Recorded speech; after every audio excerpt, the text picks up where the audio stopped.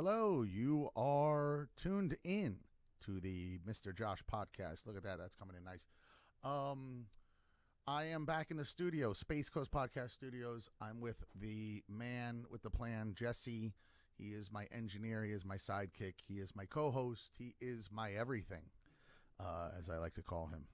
And he's also not so bad at tonsil hockey. But that being said, you haven't seen me in a while in the studio, and Jesse extended the opportunity to come back in here. Let's get some things going. A lot going on, political climate, obviously, president. We're going to get right into a bunch of shit. But obviously, we know we got the election coming up. Everybody knows what's going on right now. So while you didn't hear the little musical cue in, we're just getting right to business here. We'll get all the bells and whistles going again. I am Mr. Josh. That's how you know me, the Mr. Josh Podcast. I've been dormant. I've been doing other things. I went to New York, did some work over there. So this wasn't exactly at the top of my list. Survival was COVID, coronavirus, China virus, Wuhan virus, China plague. All of it has affected me greatly, business-wise, and it's probably affected you as well. It has affected everybody. And if you can believe it, 50% of businesses will not reopen that were closed down due to the China plague, COVID-19, coronavirus, pandemic, whatever you want to call it. There's so many different monikers for what this is. And I think it's kind of funny because we can't even get a true definition. And Jesse, I know you're, chime in however you want with any of this, or they'll hear you mic'd up or not, I'm sure. But, we can get the score of a football game. We can get the, we know who won the Emmy for, best picture in a foreign category of a Brazilian documentary. And we get all of this stuff and all this, inane information. But what we don't seem to know is where this whole thing started. We know it's China. We think it's China. They'll call it the European flu as well. The Cuomo, Andrew Cuomo, European flu. I don't know where that even comes from. The Trump virus, the Trump flu. Obviously, they want to pin it on him. And but all jokes aside, why do we not have a definitive answer of this scourge that has fucked the globe, certainly the United States? And we can't get a definitive answer of what this is and where it came from and why and any of this. We just don't. We don't have a definitive answer. And that's a problem. And the fact that nobody's seeking it out, this shouldn't even be partisan. This should not be political. We should know what caused this serious issue. And we don't know. So let's take where we're at now currently and go back. Where we're at now is President Trump is at Walter Reed Hospital. Who knows doing what they're doing, truthfully, to him. And so he tests positive, COVID-19. Okay, one test? I've never heard. Let's start asking the questions here. Let's just jump right in. What do you believe? What don't you believe? What are the conspiracy theories? Who's going to gain from this? Who's not going to gain from this? I mean, talk about politicized. The fucking president of the United States, the leader of the free world, as everyone likes to use this stupid term that came from some movie. This guy is apparently sick with this, and it's all politics. So what's going to happen here? I don't know. And I don't think anybody knows. I think that we have a serious problem. I think that we need to start figuring out what's going to be when this guy gets out. Is this guy going to die? Is this the way they're going to take him out? Think about what is really at stake here. We were talking, me and Jesse were talking about with the whole SCOTUS nomination, okay? And when you were able to fuck Kavanaugh because you called him a rapist. So you were able to use the Me Too movement to make a play on a white male who everybody hates. You made your chess move, which was, well, we'll get him on sexual misconduct. What better thing to shoot at as a man. And everyone will believe it. And certainly a whole bunch of people did. So they went after him. It didn't work at the end of the day. Boy, it was close. They dragged him through a ton of shit. You know, you had the lady get up there and you know, cry her tune, to which, you know, nobody could even verify that happened at that party. You know, all the other dancing and all the other silliness, for what it was all worth, all that gesturing and posturing and all that, none of it mattered. So Kavanaugh, you couldn't take out. So now you have Coney Barrett. How do they go after her? Well, there's nothing to go after. She leads a pretty normal life. There's no skeletons. They'd already have come out. They're still looking for them too, by the way, I mean, let's be smart here. So her skeleton is that she's a Christian, a Catholic, and then she's so devout that she's part of a subsect of a subsect of a subsect of Christianity. It's part of the Handmaid's Tale, some fucking stupid show on some streaming network you're now comparing it to. That she's so fringe. She sure as shit don't look like any of the people on that show. I don't know. Looks pretty normal to me. And then you find out, oh, she adopted 2 Haitian children. By the way, because they're Haitian, they're black, if you haven't noticed. And that's a problem. Oh, you took them away from their family, and they'd be better off with this and that, and maybe they would be. But no one fucking adopted them until the Coney Barretts did. Oh, and did you know that she also has 5 children of her own she takes care of? Her own blood. Did you know that one of those Haitian children are developmentally challenged? Did you know that she also has another child with Down syndrome?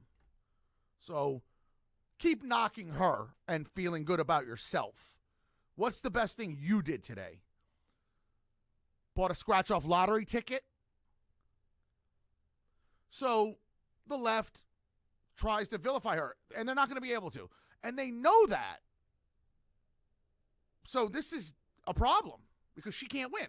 Push it back to the election. They're not doing that. All right? Damn. Well, can't do that.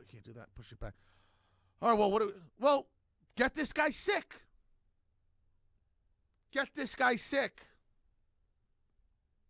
They did. We believe he's sick. He says he had a fever. Now, we're going to go to Drudge here in a second.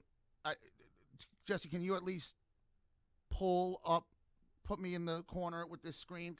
Because there's a lot of conflicting reports. Surprise, we can't even get a straight answer on the health of the president, which is scary.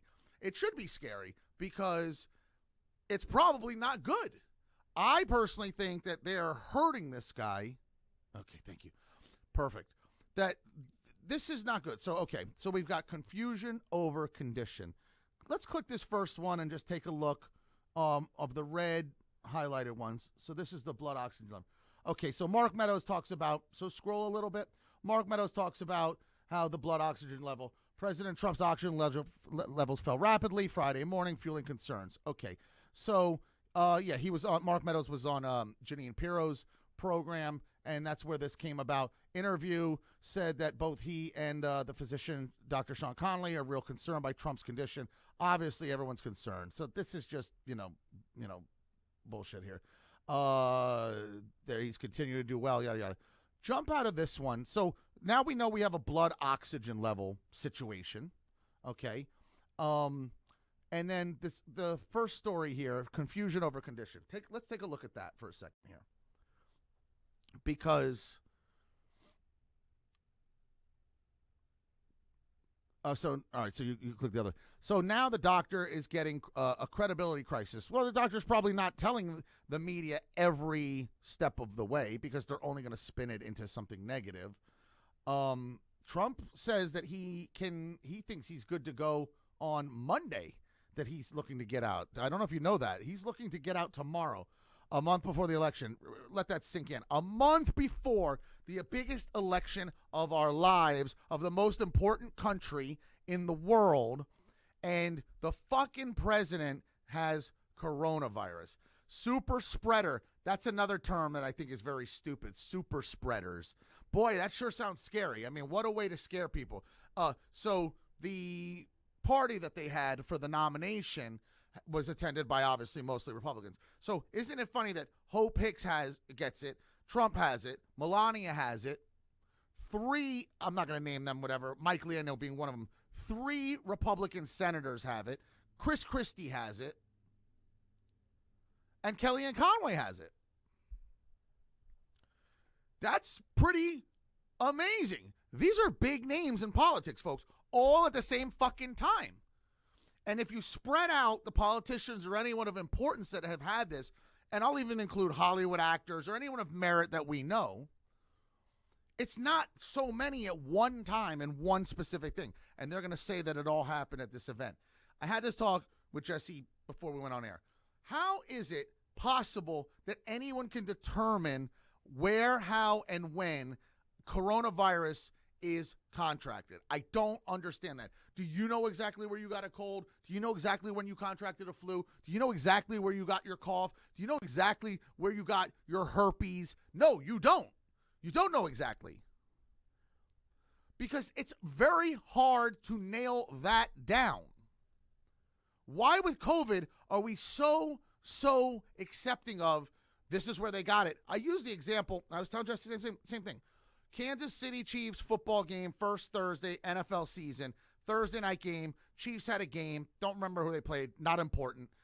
Home game, allowed some fans, very few fans, tested the fans after, or maybe they decided on their own to test themselves. And one fan comes back with COVID positive test. Let's not even get into how many false positives there are with this. And they determined, got it at the Chiefs game. Had to have gotten it at the Chiefs game. Why? Why do we know for sure that this happened at the Chiefs game? Well, because we don't. That's why. Because there is no way to truly know that. But that's how they do it. So going back to Trump, super spreader, it all happened at this event. Okay, so that's what you want to make people believe. So, well, what do we do now? So this guy's in the hospital now. Is he dying? Is he going to die? The conspiracy theories are out. We know they want him dead. Is this a slow burn? What is happening in here? Now, watching InfoWars earlier today. Yes, I use InfoWars. InfoWars. Alex Jones. All praise Alex Jones. And pray for Trump, by the way, too, while we're here. While I'm on the air, and I've already prayed, I am sitting here as a Jew praying for President Trump. We pray that you make it through this. We pray that you are okay. We pray that you can lead us. We are so fucking fucked if you die. And so is this country, by the way. Because if this guy dies of COVID in this hospital, it is fucking on. It is on. I shudder to think what's going to happen here. And your whole fucking economy is going down with it, too, by the way. So everybody that's got some money invested in anything that matters that ties into this, you better fucking hold on tight and pray yourself if you care about your fucking money.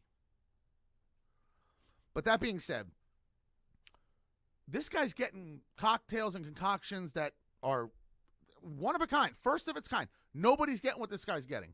Yeah, he's getting the best of the best, we think. We don't know how this guy got this. We don't know why this guy got this. This guy never has a flu. I don't know if you know that, Jesse. This guy never gets sick. He never gets sick. And all of a sudden now COVID-19. So, what happens here? And there's a lot of speculation. He wasn't breathing well. Trump and Walter Reed photo op signs blank paper. What does that even mean? Edits out cough. Why would you leave the cough in there? Edits out cough as if that's something scary. Nobody should leave the cough in some sort of public address. They're not, it's funny when he talked about downplaying things and this and that. He's trying not to have a national fear that the media is doing a really good job of making sure you do have. There's already another force at play that makes sure that you're fearful of everything. So is it so bad that this man is trying to calm the people down? Isn't that his fucking job? to instill some order in the situation, because Dr. Fauci's not doing that. He's feeding you with lies. Remember, you can go back and look. This is the same man that told you not to wear a mask. You don't need it. Oh, the fucking masks. The fucking masks. And going on that, just to interrupt. Please. This is a country who wiped out the toilet paper stockpile. Had a leader said, you know what, you have every right to just panic. It wouldn't have just been toilet paper. It would have been the banks. People would have been withdrawing money. People would have been doing all kinds of crazy things. So to play it down is kind of a responsible thing. You know, I mean, you could either sit down with a toddler when they get, you know, a bee sting and panic with them. The sky's falling. Oh my, you know, and lead that 5-year-old into hysterics. Or you'd be like, honey, it's okay. Kiss the boo-boo, you know, and console them.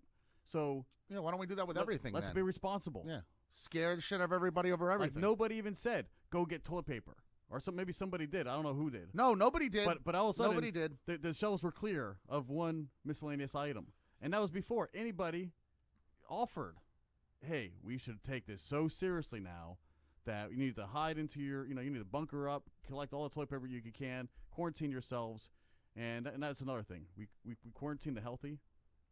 From there, I knew that this was not a normal situation. You quarantine the sick, not the healthy.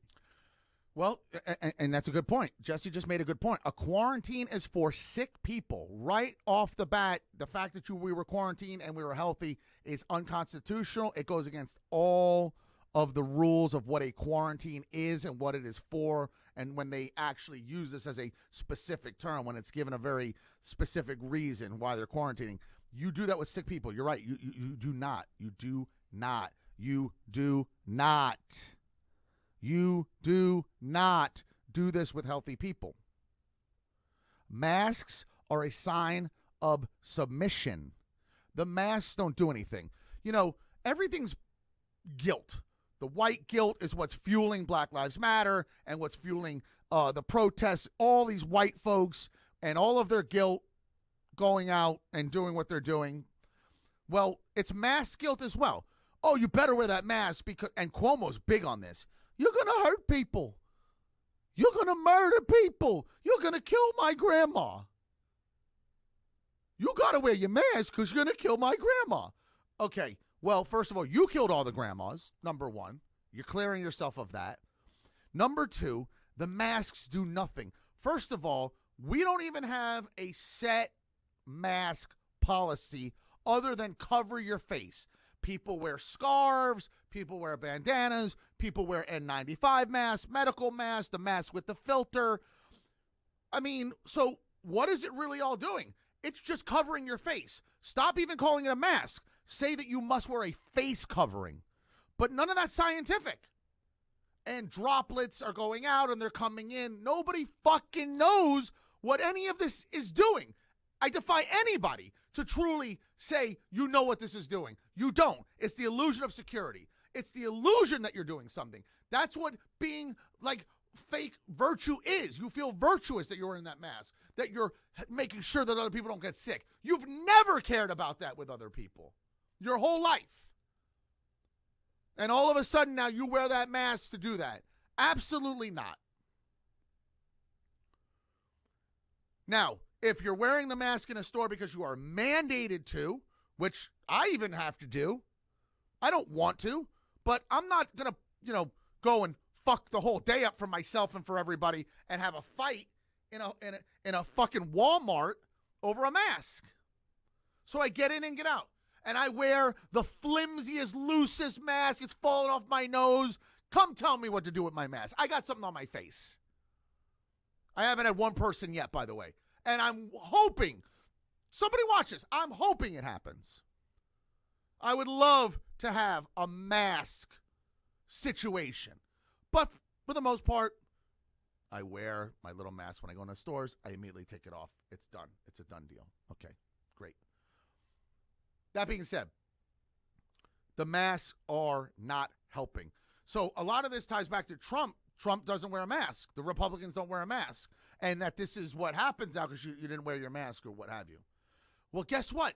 Here's what defies that as well, everybody. The mask, again, was supposed to protect you from me. So if I'm not wearing a mask, it's not about what I'm going to get. I'm supposed to wear the mask so you don't get sick. Remember, that's the storyline. I wear the mask to protect you. So by me not wearing a mask and getting sick now, that's now how the way it works. Oh, okay. So the mask, I needed to wear the mask for protection for myself. Which one is it? Oh, well, we'll flip-flop on it. We flip-flop. Maybe it's both. 2 points with COVID that I have to make. If this is so deadly and so dangerous and so serious, why can you just throw the mask down in the street? Why is there no hazardous waste bins for any of this stuff? If this is hazardous material, why can we discard it so freely? You ever been to a hospital where they put the hazardous material? It goes into a hazardous waste bin. Well, far be it that we'll put those on street corners or anywhere for that matter for you to discard your mask. People, I see masks all the time in the street, like fucking condoms in a big city. It's ridiculous. The other theory is, and this is bizarre, in my opinion. This is bizarre as well. Why, if this is so contagious and so serious and so deadly, so bad, you know what I mean? Why is it, seriously, why is it that they have to jam a stick all the way up into your fucking brain to test you for it? Why can't they swab your mouth? Why is it that you can't just get a normal swab to test? It's all coming out of your mouth anyway. Droplets. Ain't no droplets coming out of your nose. Nobody's snot rocketing anybody to get them sick. So they're getting it from the droplets. Drudge even had a picture of Trump with all sorts of little drops coming from his mouth. I don't know where the fuck they got that. It had to be superimposed. But he was as if he was talking and there was spit coming out and there was tons of droplets. Trump was spitting.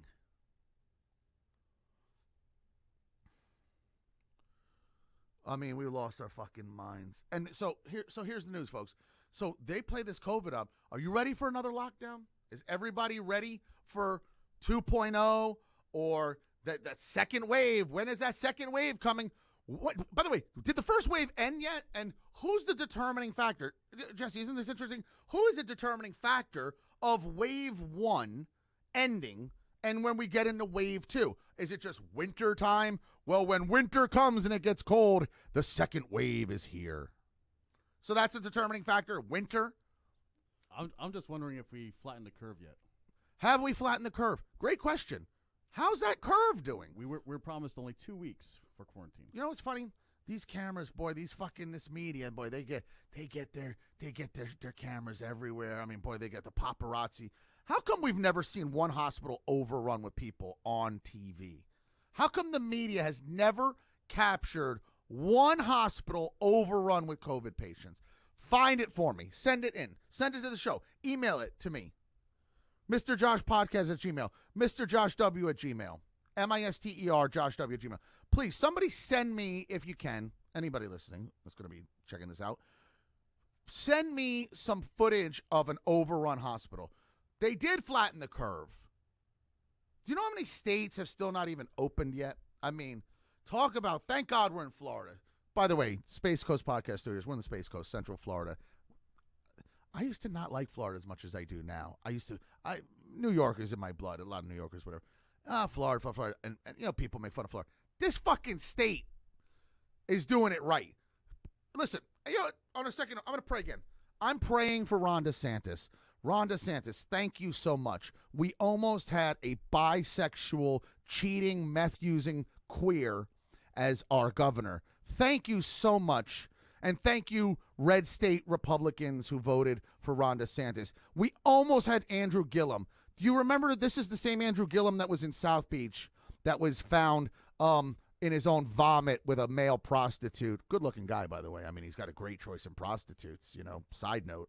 White guy, too, by the way. So for all of your black empowerment, even Andrew Gillum, for some reason, prefers white male prostitutes to have anal sex with him while he's high on meth. So, so much for Black Pride there. But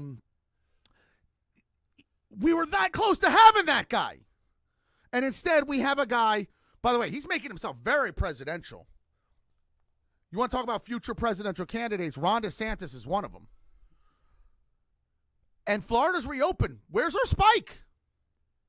Where's the spike? Well, they're not worried about that right now because they're worried about killing Trump. So, hitting those states that opened up and vilifying them and demonizing Florida. And, oh, look at Florida opened up again. You deserve it. You're such a shithole state, whatever. Florida's doing just fine. Fuck everybody else. Ask how they're doing in Michigan. I bet you if everyone in Michigan had a free ticket to Florida, they'd fucking be coming. Way to go, Whitmer. By the way, salute to Steven Crowder. Steven Crowder went to Michigan, held a big rally there, embarrassed this Whitmer. And I don't know if you saw, the courts overturned her ability now. The Michigan courts, I think it was their Supreme Court. Pull that up if you can. Can we Google that or just while I'm talking, see if you can find that. Put in Michigan court Whitmer. It should pull up from that. They have overturned her ability to keep them on lockdown. This was a monumental decision this weekend. Boom, CNN 2 days ago. Click that. What do you got? Okay. Pull that up. Scroll that. Excellent. Thank you. Michigan Supreme Court 2-3 days ago ruled that Governor Gretchen Whitmer lacks the authority to extend or declare a state of emergency. That's big news. This stupid bitch. Yeah, that's what I called her. Beautiful woman for an older lady. Is that sexist? I don't know. What is that? Ageist? I don't know. Maybe it's both. But I'm complimenting her. Pretty lady. It's complimentary. Yeah. Lori Lightfoot is a disgusting Beetlejuice, disgusting animal. Oh, man. This woman is not. I'm so sorry. She's not an animal. She's just disgusting. Oh, I got a good one for you to pull up with Lori Lightfoot, too. Okay. By the way, see this, the black woman there wearing a mask? See Gretchen Whitmer not wearing a mask? Ain't that funny? Where's your mask? Where's your mask? You know why she don't wear it? She's too pretty. She wants to show off her face. Well, they struck her down, everybody.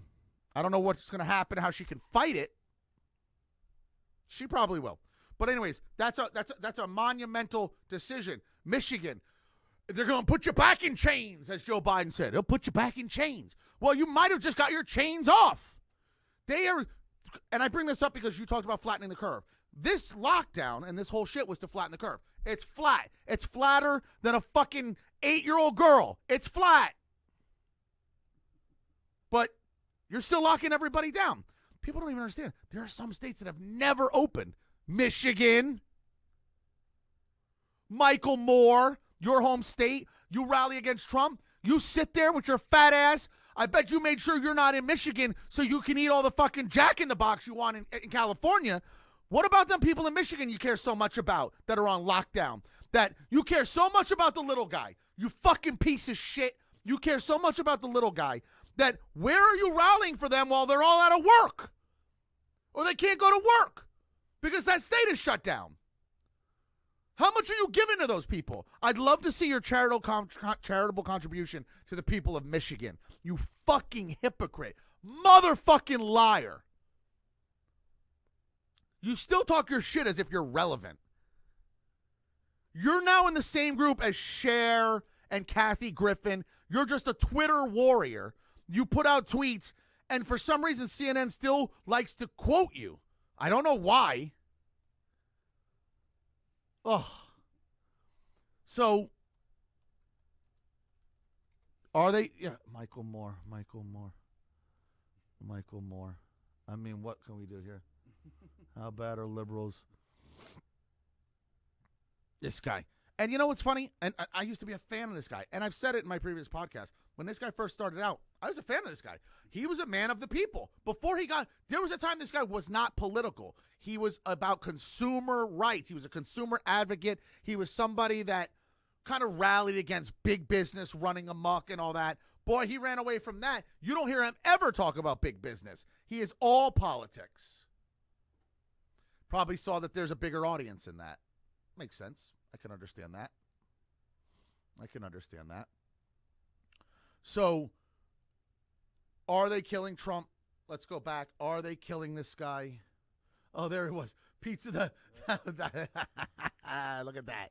Pizza the Hut. Is it just me or is Michael Moore gradually transforming into Pizza the Hut? And they superimpose. That's when he had hair. This guy's losing all his hair, by the way. It's gone very thin. That's fucking. That's hilarious. Oh, boss, you taste so good. You taste so good, boss. Pizza the Hut. By the way, aggressive campaign continues. Click on that. Why is aggressive in parentheses there? Like, there's an aggressive campaign still going on here. Giving him steroids. Listen, I don't know what's going to happen with this guy. We need this guy out of this fucking hospital, though. You know? I think they're trying to kill this guy. That's my opinion. My opinion is they're trying to kill this guy. And I don't know what's going on in that hospital. How many tests has he had? Is he still positive? How many tests is he getting a day for COVID? And when do they start coming back negative? That's my concern. That's what I would want to know. That's what I would want to know. So, you know. Okay.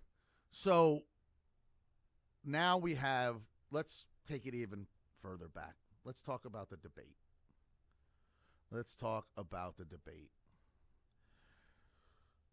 And Jesse, hop on the mic here. Before I go into a rant here, I honestly, I would like your opinion. I'm assuming you watched the debate. Oh yeah, the whole thing. Okay, just what was your opinion on what you saw and how it was moderated, and all that good stuff. Well, was it moderated or was it 2 versus 1? Yeah. And even when Trump mentioned, like, Chris, am I debating you? Okay, I could debate you. I'll debate both of you. I mean, he even called it out right away, didn't he? Because Chris was trying to rebuttal. This guy's he would answer, and then Chris would rebuttal like he has the authority to question him and try to contrast and anyway, it was for lack of a better term, I think everybody coined it the right way right away. Just a complete shit show. Very very badly moderated. And that's what you get when you have a Chris Wallace, somebody who's trying to fill the father's shoes. He gets way too much credence and way too much authority and he's, I think, just overly valued, and I think it was way too big for him, and they needed somebody. I mean, I remember they were talking about Joe Rogan doing the moderation. I think he would have been perfect. Joe Rogan floated it out that he would been glad to have held a debate. Yeah, so the debate was and we all knew it was going to be one-sided once they claimed that Fox and Chris Wallace was going to be the venue for that. And it became right away what we all knew. And what did I see? The Biden received like 11 Pinocchios for the debate. Yeah, I didn't see that, but I know that every time Biden was, when Trump made a point against him, everything he just deflected was, it's a lie, that's a lie, that's a lie, that's a lie, that's a lie, that's a lie, that's a lie. Well, that's easy to say. I can say that about anything. I can say about every single thing someone says to me in the course of a day, I can say that's a lie and back it up with nothing. It was a 2-on-1. Chris Wallace does not like Donald Trump. Don't kid yourself, folks, that Chris Wallace is on Fox and that matters. It doesn't. Fox is watered down. Fox only has a select few people that are playing on the right side. Sean Hannity, Tucker Carlson, Maria Bartiromo, Lou Dobbs.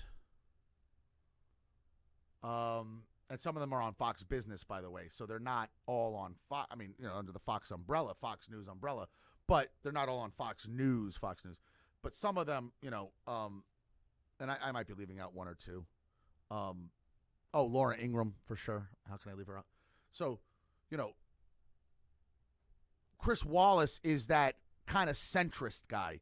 Chris Wallace is, like you said, it's almost nepotism. Chris Wallace is a name brand because of his father, Mike Wallace, 60 Minutes. So he has lore. He has luster.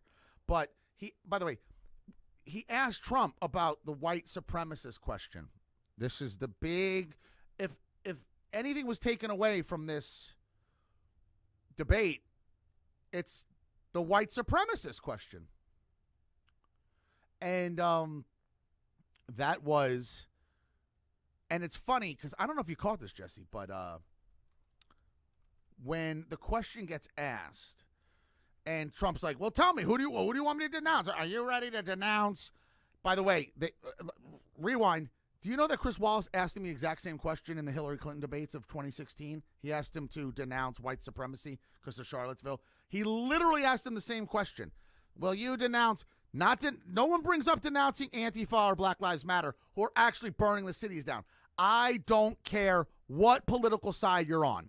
If you can't be honest about the fact that they burned and are burning these fucking cities down, you are a liar to yourself and to your cause, and that you will lick the boots of your own cause and the people of your own cause than rather being honest.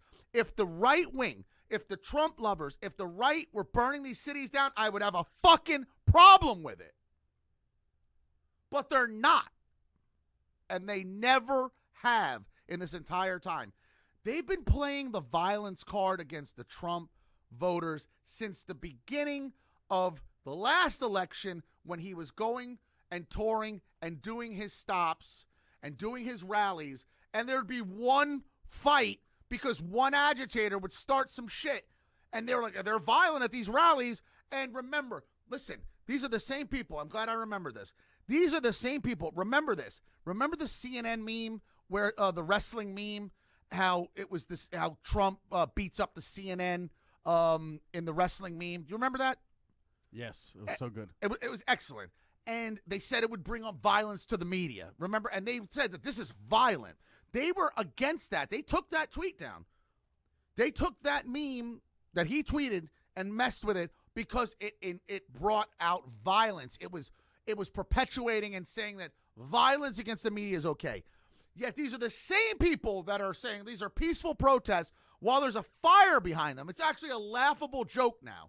This fucking idiot, Ari Velcher, or whatever, Ali Velcher, whatever the fuck his name is from CNN. And he's sitting there, he's like, it's all good. It's mostly peaceful. People are doing good. Do you know that they came, while there are fires, do you know that they have actually quantified, I don't even know how they came up with this too, scientific study, show that. Show a montage. There's one clown. So, it's just a Fox story. Fiery, there you go. Scroll it up a little bit so they can see it. There we go. Firing, but mostly peaceful. Let that sink in for a second here. I mean, let that sink in here. Fiery, but mostly peaceful. Here's the news. Even if it is mostly peaceful, the fact that it's fiery at all is a problem, right? I mean, shouldn't it be? Fiery, but mostly peaceful. It's just incredible. Very scary. Very scary. So they downplay that. At the same time, they're telling you that the CNN wrestling meme was violent. Right. Meanwhile, cities burn. Yeah. They actually came out with a stat, I kid you not, 93% of the protests are peaceful. How do you quantify that? How do you quantify that? How does anybody know how many fucking protests there were in all the cities? And I don't understand. How does anybody do that? They did. They came up with a stat because now I'm hearing it referenced. Oh, 93% of them are peaceful. 93% are peaceful. I mean, folks, we're in serious trouble. If you don't think so, you're watching too much football. If you don't think we're in trouble, you're watching too much Netflix. And by the way, if you're watching network TV, fucking shame on you. I'm not going to reference it. If you're watching CBS or if you're watching a show on CBS or NBC, I mean, what can we say even about you? Not only have you not cut the cord, but you're still watching network TV to entertain yourself. I mean, imagine that. You're disqualified from all arguments at that point. So, the debate. Back to the debate. So, the big key moment was white supremacy. And I don't know if you caught this, Jesse. It was Biden that mentioned the Proud Boys. sometimes it's hard to figure out because when they're all talking over each other and there was a lot of jiving and everybody's going, it was hard to hear certain things that were going on. Biden says, when Trump says, well, who do you want me to denounce? And Biden's like, what about the Proud Boys? And then Chris Wallace like, yeah, what about the Proud Boys? Okay. So nobody knew what the Proud Boys were. There was a running joke. Pull up Gavin McKinnon so people that watching this podcast can see who the creator of the Proud Boys were. So, there he is. Autofill that. Boom, boom, boom. Well, I don't know if it's going to show pictures. Do an image search of him. So what happened was, there's the guy. Yeah, throw that up there so everyone can see. There's the guy. Should we pray for Gavin McKinnon? Hold on. Let's take a moment here. Dear Lord, I'm praying for Gavin McKinnon. He is thrust in the spotlight. Proud Boys, pray for the Proud Boys. They are not racist. They're actually led by an Afro-Cuban gentleman, an Afro-Cuban. He is black. He is black Latino. He's the leader of the LA chapter and the head, basically, of the entire Proud Boys. He is not white. Are there white supremacists or white nationalists that are in it? Probably. Are there white nationalists that work at any store or work for any company that don't tell you what they're about? Probably. Does it make the organization guilty of it? Absolutely not. At the end of the day, this group has already gone on record what they're about.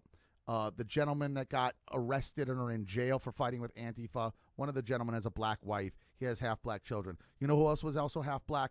Barack Hussein Obama was half black. Half. He's not all black, folks. Sorry, he can't wear that. He can't wear that. He's as much white, he's as white as this, as he is black. Can't wear it. So Gavin McKinnon, this is the gentleman who is the head of the Proud Boys.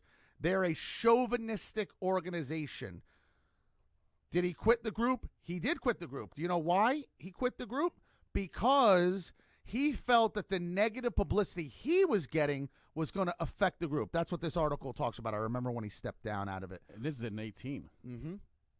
So they've been on their own without him, being the figurehead for the group. This group was started as a joke, by the way. Proud of your boy, Uhuru. Proud of your boy, Uhuru. This was done in jest, so to speak, because he felt we should have a group too. And one of his buddies, who couldn't get laid or something to that effect, they started a group. It was all for fun. It was just like a bunch of guys. He actually just said the other day I watched, the model for the group was Knights of Columbus, another, very well-known organization. Has nothing to do with. There he is, Proud Boys leader Tario. What's his first name? Latinos for Trump. There you go. He has ties to Republicans, including Don Jr., Ted Cruz, Roger Stone, Enrique Tario, serving as the Florida State Director for Latinos for Trump. So there you go. Enrique Tario. I can roll my R's, ladies. Latin ladies.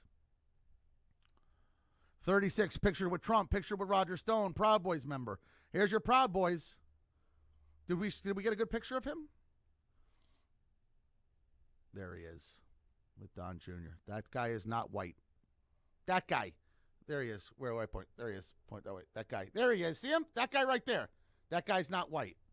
That guy's orange.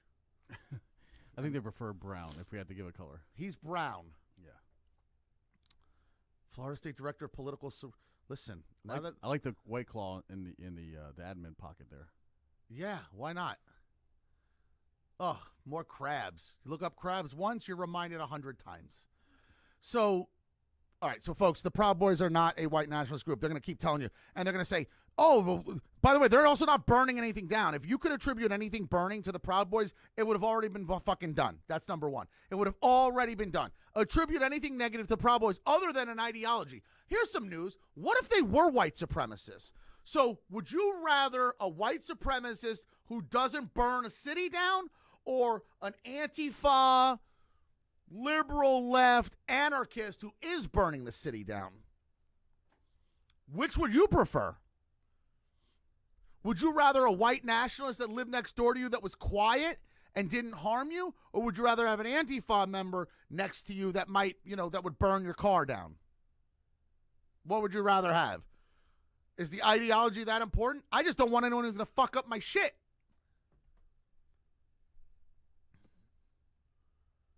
By the way, if you want to talk about how racially diverse things are, white nationalists, has anyone done a head count on Antifa,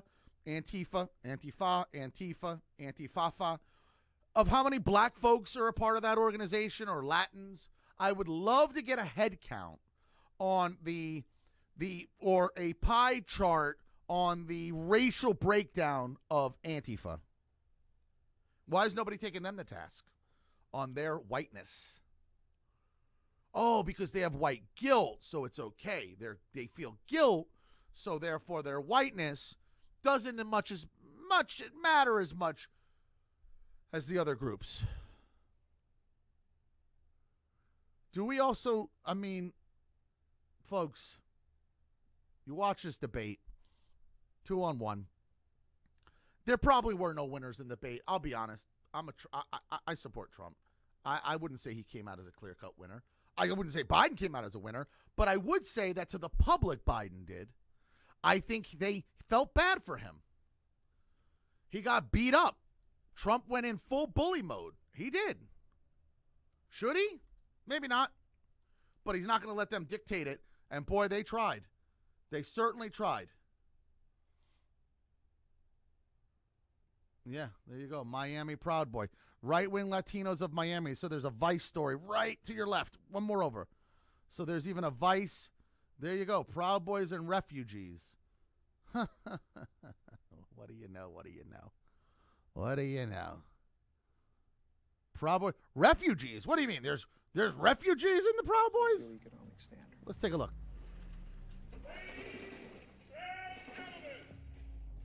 Oh, we got to go to this. Who knew? Huru. Activism, Socialism sucks. Yeah. Most of them back home, they were conservatives who believed in the market, who were obviously against the policies. We have Roger Stone did nothing wrong. Pinochet No, he did not. They would readily identify with Republicans. We support Trump because of policy. They see those recent Because of riots, policy. and the belief is that Interesting. they're here only for welfare. A lot of people coming here now, they do this. Rapists are coming across the border. It's true. Drug dealers are coming through the border. It's true. Not allowed to say that.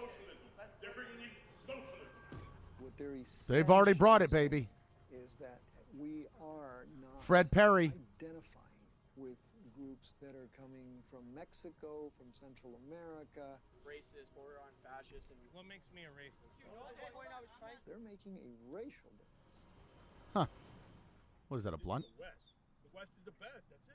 Uhuru on that. There you go. Latinx. Miami's right-wing Latinos. There's plenty of them. He's going to win Florida. It's funny. Pause this for 1 second, Jesse. Another point that's not being made. They're courting the black vote. I'd like your opinion on this too, because you're from South Florida, so chime in here. One of the things that is not being discussed here is while they're courting the black vote so strongly, and Trump's made inroads. Some people think that with this election that he may get a 20% of the black vote. And in his last go around, he got the largest amount of black vote of any Republican.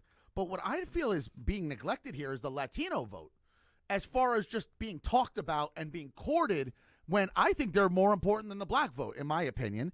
They're a bigger group. There are more Latinos in the United States than black folks. That is a fact. It wasn't like that 5-10 years ago. It is now, okay? You can thank abortion for that and Planned Parenthood, because that's where they're killing all the black people. Oh, and Chicago. I'm sorry, I left that out too. And so Latinos have now overtaken black folks in population in the United States. And nobody seems to fixate on which way they're voting. What's your opinion? I know you have a lot of Latino friends. You come from South Florida like I have. Have you noticed that they've just been taken for granted in terms of, they're going to vote Democrat the same way? But that is not necessarily the case. Well, when you've been told, and it's indoctrination. we were told that the Democratic Party cared about the minorities. That was the minority party. Right. But then you look at the policies, like, and what policies are helping minorities. And when you see over and over again that it's just really just an increase in welfare state, taking rights, taking money, promising to distribute it equally to the needy. And when you see that continue to not happen, because that's the whole premise. We're going to take care of you. We're going to take care of you. Democratic Party always, we're going to take care of it. Well, stop suppressing this population, this community, and then maybe they don't have to take care of themselves. Maybe stop telling them that they're less than. Right. Maybe stop telling them that they should be oppressed and victims. You're There's an not idea. building people. You're not building people up. Right. Keep them sucking on the government teat. We'll do for you. We'll do for you. But we need this in return from you. Well, Latins don't seem to play by that same set of rules. They don't want to be on public assistance the rest of their lives. Well, you know what's great is that there are some Cubans. In fact, a lot of Cubans in South Florida, and there's a lot of Honduran. There's a lot of Central American, Mexican contingent. It's a melting pot. I mean, we got them from all over, Dominican, Puerto Rican. They're from all over.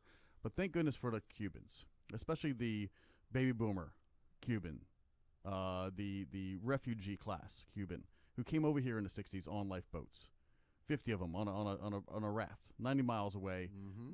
All they have is maybe like a gold ring or a diamond or an heirloom from the family. Like, I hear stories like this all the time, and it's those abuelos, the grandparents.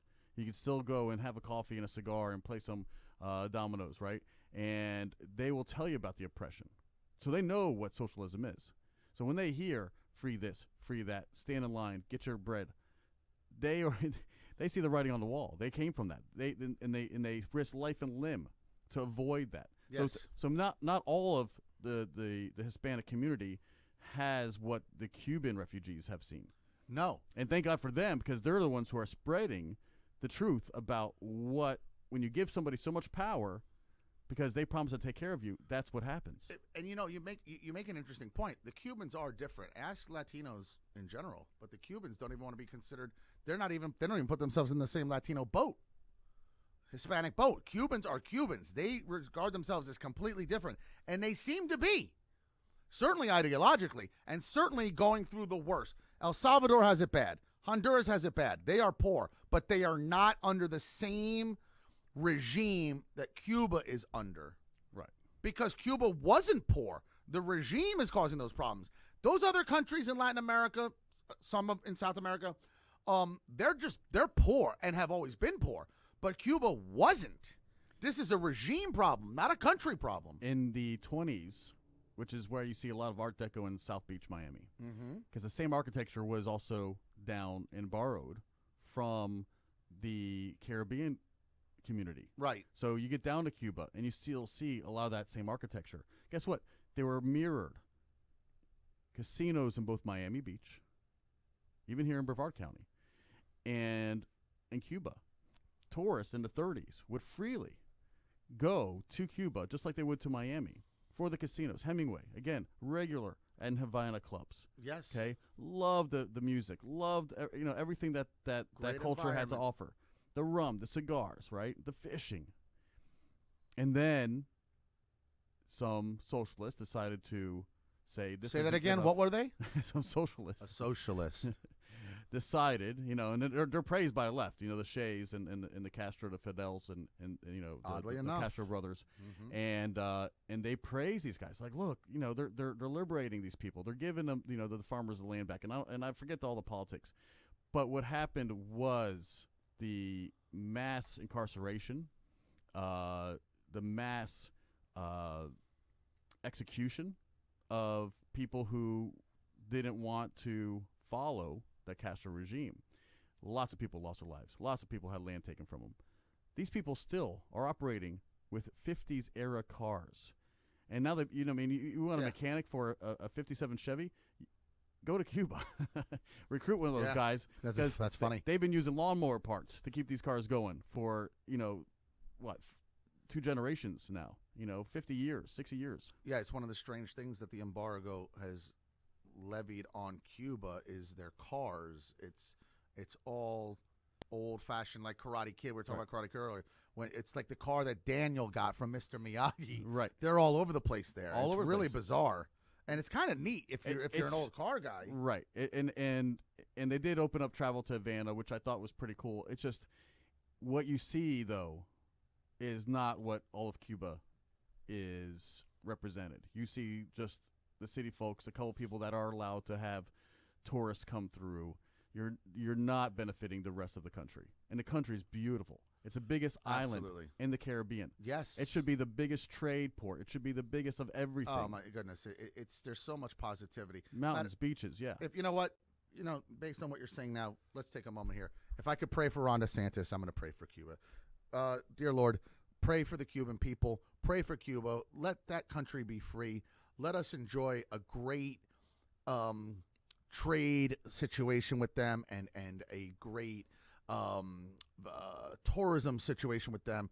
What a beautiful country. Great people, hardworking people come to the United States.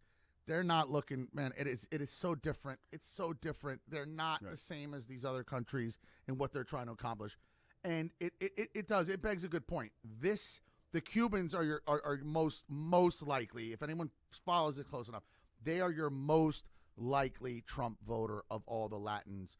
But, and I know that they don't want to be called that, but that being said, I have to lump them for this argument, but it's growing in number. Latin folks believe in Trump in a way that these black folks aren't. And again, I firmly believe that there's going to be a very large contingency of Latin Hispanic voters that vote for Trump. And they don't seem to have a finger on that. And they are definitely ignoring them. And I think they're scared. I think they know that there are no inroads there. But the focus on the black voters over the Latin voters, I think, is very strange. And by the way, I think it's a bad chess move. On a side note, I think it's a bad chess move. Going over the debate a little bit more.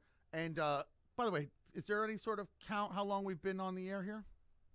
57 minutes. 57. Okay, so we're gonna condense this down to an hour because we just want to get one of these in the books. And by the way, next time in the studio, let me put this up here. So I have this list here.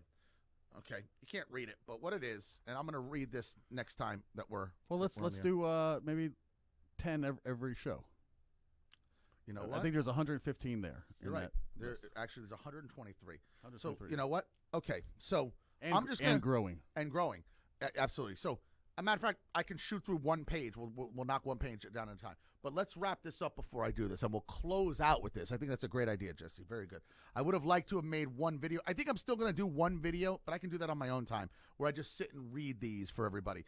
But look, wrapping this up, everybody, folks, if you don't know what side I'm on by now, I don't know how to help you. Short of wearing a MAGA hat. But at the end of the day, look, this is serious. What's happening right now is serious. We're going to find out more information every day on what's going on with the president's health. I'm fearful. I don't think you don't want to be in hospitals. You don't want to be in doctors' offices. I avoid them. Everyone I know should avoid them. This is not always a place where you get better. You can go look on the FBI top 10 ways people die in the United States. And hospitals and doctors is like number 4. Malpractice, yeah. Yeah, it's a problem. So this, just because you're of the thought this is where you get better, you're supposed to. It doesn't always go that way. There's a lot of supposed tos that don't always go that way. When you get married, no one's supposed to cheat on each other, but they do. So there's negative things that can happen. But that being said, this is not good. It's not good for the country. It's not good for the world. It's not good for anything. But we need this gentleman out of that hospital, and so he can get back to campaigning, and let's have a fair election, which we're probably not going to have anyways. Mail-in balloting is not going to allow for that. Tons of malfeasance already with the mail-in balloting. But, folks, I haven't even gotten a chance. There's just so much to go through. We haven't even really deep dived the debate, but that's fine. The debate's over now, okay? And we're at where we're at now. We got bigger things than the debate going on right now because of the president's health. But that being said, it's the Mr. Josh Podcast. I'm in the podcast studio, Space Coast Podcast Studio. right here with my man Jesse, my engineer, and my partner in crime here. We're going to be doing the show again. This will be a regular thing. I want to get back into this. I need to get back into this. I need this for my own personal. I've gone off the rails a little bit in my own situations, and this is important for me, and hopefully it's important for you. I hopefully can start to build a bigger audience. I would like to do some more interviews. So, I'm gonna reach out to folks, whether it's a Zoom interview, in-person interview here, but we want to be able to talk to some folks and get this show back in a positive situation. So I thank you all for listening to the podcast. I thank you if you're watching on YouTube and wherever we're going to post this on social media. So to wrap it up, what Jesse's allowing me to do is the list that I showed you, this list right here again. So a gentleman at a business that I do business with, he printed these all out, and these were going around on Facebook. It got viral, and these were being sent to anybody. Like if you ever are in an argument, well, what has Trump done, or what does he do, or this or that?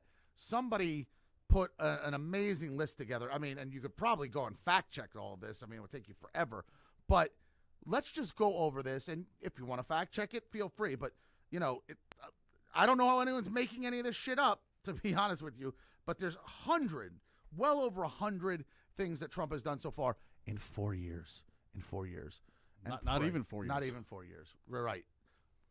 And by the way, Lord, we're praying for 4 more years. Keep this man safe. Keep this man healthy. We have to hold this off. I don't know what's going to be after his presidency after 4 more years, and we'll worry about that when the time comes. And we're worried about it now, but we have to focus right now on this gentleman getting better, and we pray that you help him do that. So here we go. These are the things that Trump has done so far. Number 1, he recently signed 3 bills to benefit the native people. 1 giving compensation to the Spokane tribe for the loss of their lands in the mid-1900s, 1 funding the native language programs, and a 3rd giving federal recognition to the Little Shell tribe of Chippewa Indians in Montana. So if he doesn't do anything for the natives, there's 1. He finished the creation of Space Force, our 6th military branch. That's one everybody's aware of. They're making a joke about it, and Netflix is even making money off of it. So that seems to have already worked out. They found a way to monetize Space Force and create a farce out of it. Trump signed a law to make cruelty to animals a federal felony so that animal abusers face tougher consequences. Love that. And I remember that being there. So animal rights activists, do you fucking know that he did that? I bet you fucking didn't. So why don't you get your head out of your rabbit's ass and maybe you would find that out. Why don't you research what he did to help animals? Violent crime has fallen every year he's been in office after rising during the 2 years before he's elected. Well, now, that's a little bit of that is out of his hands so I'm not even going to put that as a big check mark because violent crime is a state-to-state problem, and it's a governor problem, and it's a mayor problem, and the violence is going out of control, as we now see in these cities, way worse than it should be, and that is something that presidents, I personally feel that they don't have as much of a hand in my honest opinion. That's more on a local level. Right. That was number 4. Trump signed a bill making CBD and hemp legal. That's another thing. Why do you think there is any CBD? That happened under this guy's watch. Yeah, the Farm Bill. Yeah. Big legislation. Yeah. So, I mean, so all of you people that like to get high seem to have forgotten that it's Trump that's even allowing that. And the only thing he's short of doing is federalizing marijuana. That might happen. It might not. Probably will happen under Biden because they'll, placate that group. Trump's EPA gave $100 million to fix the water infrastructure problem in Flint, Michigan.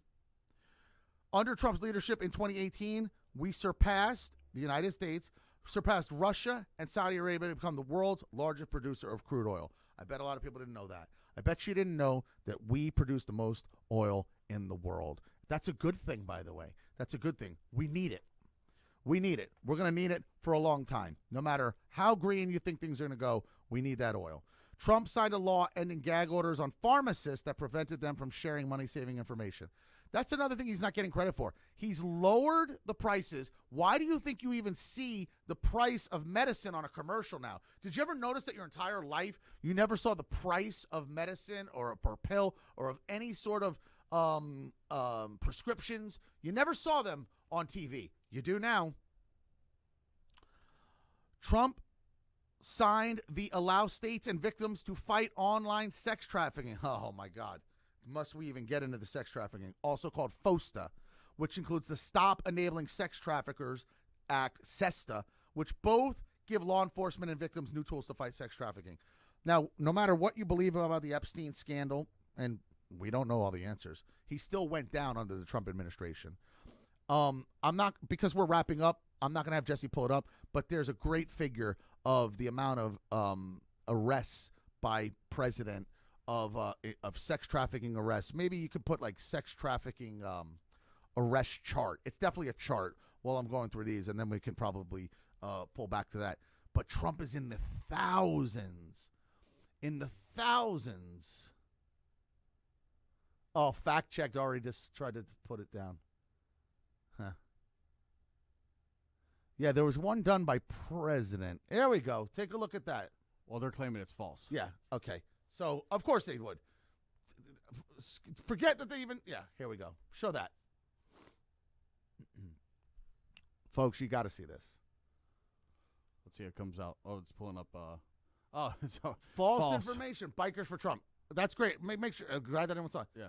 So, whether you think this is false or not, and I'm sure it's not, I can tell you what, whether you don't believe those numbers or not, they are by far higher than anything that Obama's done. And that's, at the end of the day, that is a bona fide fact. A bona fide fact. Only this administration has decided to combat it. Yeah. You know, the wall just isn't for drugs and to stop refugees and illegal immigration. It's to save lives, because there is so much of that human trafficking coming from the border. Tons of it. The coyote business is as big as the drug business. People don't know that. They're smuggling people over as much as they're smuggling drugs. And guess what? The people have more value. You can use them for a long time. I always tell people, you know why guns and sex and people have more value than the drugs? They can be used over and over and over again. Once the drug hits its end user, the drug is gone. It's used. It's done. But these other things, they get multiple uses out of them.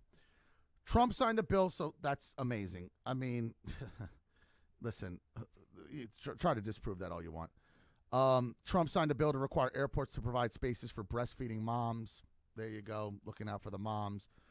25% lowest paid Americans enjoyed a 4.5% income boost in November 2019, outpacing the 2.9% gain in earnings for the country's highest paid workers. I'll take that with a grain of salt. At the end of the day, the haves and have-nots are too disproportionately apart from each other. That's going to take a long time to fix and figure. That's beyond just this president. That has been a problem that's been going on in this country for many, many, many years. And unfortunately, yes, the rich get richer. The poor maybe aren't getting poorer, although some of them are. Many people are making more money than they ever have. But there still is a huge gap. Our middle class is dying, and it is dwindling. And that's a Soros plan, by the way. That's not happening by accident. So yes, there is a definite problem, in my opinion, with the middle class, because that's what made America so great, is that we had this amazing middle class, the largest of any country in the world. Low-wage workers are benefiting from higher minimum wages and from corporations that are increasing entry-level pay. This is true.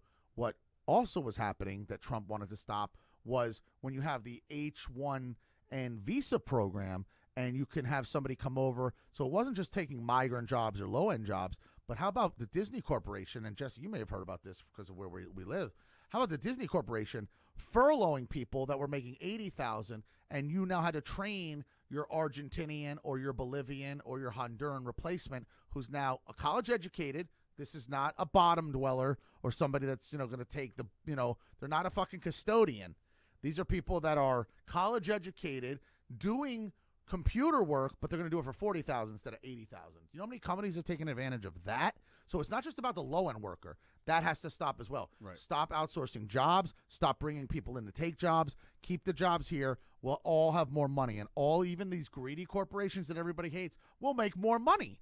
They're just used to they want their bottom line lowered, so that if that means getting and putting the jobs outside the United States, by all means, they're going to do it. I don't know if you know this. They don't pay these people in Philippines. They don't get fucking medical. These people are happy to just get the job. There's no fucking medical in India when they're outsourcing these jobs. So do you understand? So while everyone's begging, and we can get into that another time, why medical has to be attributed only to work. It has to be through your job. But these folks aren't getting medical. So they're cutting costs big time, big time. Also, besides what they pay them. Trump, we're almost done. Trump signed the biggest wilderness protection and conservation bill. Here you go, EPA folks. Signed the biggest wilderness protection and conservation bill in a decade and designated 375,000 acres of protected land. Do you know that he also forbid drilling off of Florida? He just had this at one of the rallies, and he included, it was Florida and South Carolina, no drilling going to be allowed on the coast, and he included North Carolina as well. I think Virginia. He added like 3 or 4 states to the list because he wants to keep America beautiful as well. We'll figure out ways to drill and do what we got to do. We don't got to destroy everything, for fuck's sake. He signed the Save Our Seas Act. Here you go, another one for the EPA and the animal lovers and the tree huggers. Trump signed the Save Our Seas Act. It funds $10 million per year to clear tons of plastic and garbage from the ocean. Nothing wrong with that. Any money that can be allocated for that. Here's the sad fact, folks. We treat the ocean like it's a garbage can, and we're not the only ones. It's the entire world. We're doing a better job than so many other countries, whether it's guilt, whether it's because we legitimately care, whatever it is. We have found our way to being per population and per industrialization of what we have going on here, by far, we are the best and the cleanest by far than any other country in the world. And I'm talking to you, India and China. 2 more. He signed a bill this year allowing some drug imports from Canada so prescription prices can go down. Jesse, are you familiar that they have what's actually referred to as drug tourism? Yes. Yeah, I have friends who go down to Costa Rica because Costa Rica, if you haven't known, does have a successful socialized medicine. Okay. But he went and got full, like, dental surgery down there. Listen, Costa Rica isn't third world. I mean, they have some great facilities, great doctors, and he went and was able to get something that would normally not be covered by insurance here because they could consider it like a vanity or elective. It's not like a life-saving thing, which is what insurance is for. So it would have come out of pocket probably here $8,000, $6,000. Right. He went down there and got it for $1,200. So yeah, there is tourism, and I'll tell you who the biggest recipient and the biggest tourist is the Canadians coming to America. They are coming to over the border all the time for our medicine because there's no wait and it's superior care. Right. And we also, in some of these countries, there's all sorts of funny business with generics as opposed to the real thing, and so just the fact that there are folks getting on buses, a lot of elderly do this, and they go to Mexico or and some of them go to Canada for cheaper prices. He's trying his best to curtail that.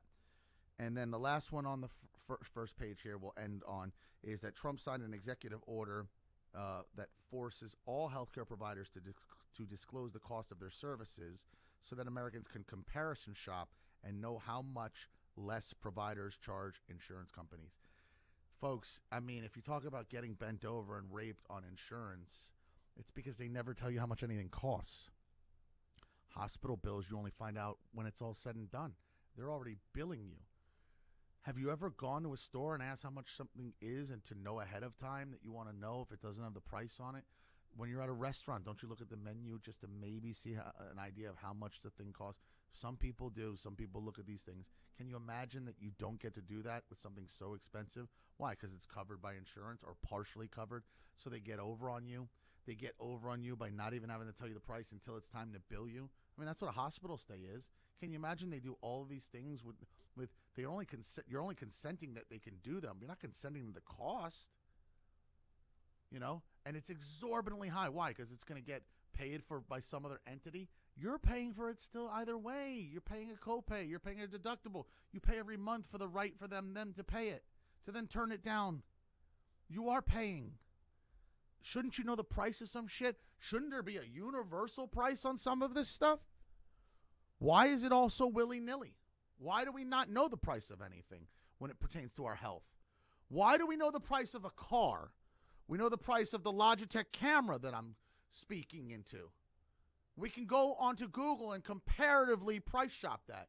They have apps that allow you to comparatively price shop. Honey, I'm not trying to give them any free publicity here, but that's an app or an add-on, an extension on your browser that then searches for all the cheapest prices of everything. But you can't have that with medicine. You're not allowed to know. It's amazing.